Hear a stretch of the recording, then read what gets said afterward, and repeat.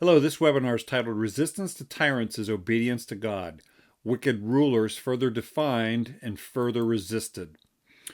Well, how do you know when the wicked are ruling? Well, God has given us a formula, and the formula is this.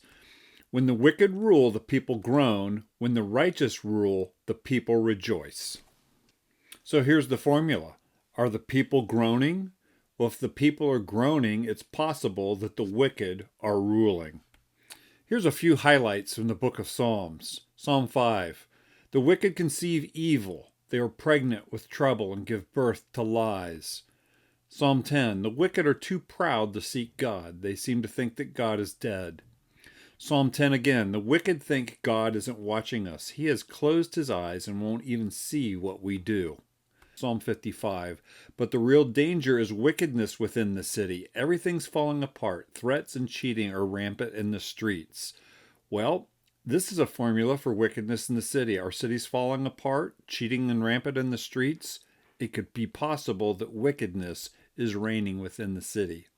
As defined by Psalms, wickedness and what it means include these words: prideful, twisting the truth, lying, plotting, planning, conniving, doing harm, spying, cheating, troublemaking, the perversion of justice, doing evil, loud shouting and rioting, threats, violence, killing, societal decay, mocking God, mocking God's ways.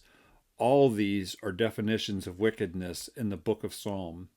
It's further defined in the New Testament as this in Romans 1:18. But God shows his anger from heaven against all sinful, wicked people who suppress the truth by their wickedness. So here the formula is the wicked are truth suppressors. Is the media, our political parties, or other entities suppressing the truth?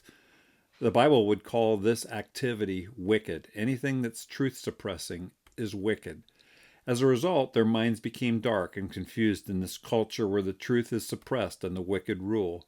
Claiming to be wise, they instead became utter fools. And boy, is this descriptive of modern America culture. They traded the truth about God for a lie. And in addition, we have this passage. Their lives became full of every kind of wickedness: sin, greed, hate, envy, murder, quarreling, deception, malicious behavior, and gossip, backstabbing, haters of God, insolent, proud, boastful, inventing new ways of sinning, disobeying their parents, refusing to understand, breaking their promises, heartless, having no mercy. They know God's justice requires that those who do these things deserve to die, yet they do them anyway. Worst yet, they encourage others to do them too. A full list of wickedness and all its synonyms. So, Mayhew's salvo, his multi-gun blast, as it pertains to wickedness in leaders who become tyrants, are as follows. It is blasphemy to call tyrants and oppressors God's ministers. They are more properly the messengers of Satan sent to buffet us.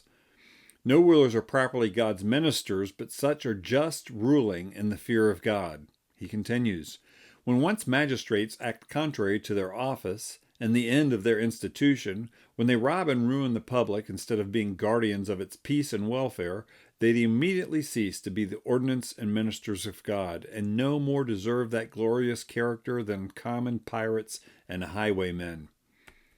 Civil rulers are only God's agents if they are aligned with God's purposes.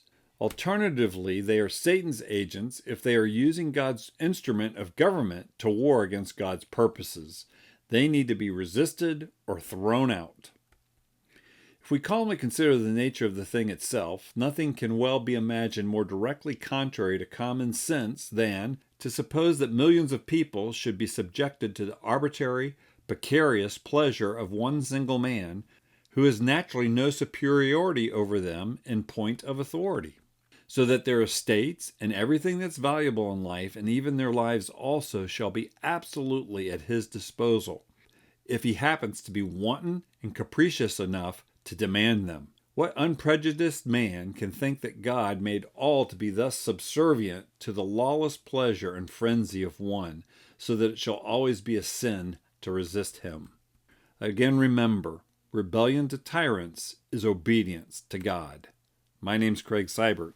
Thanks for listening.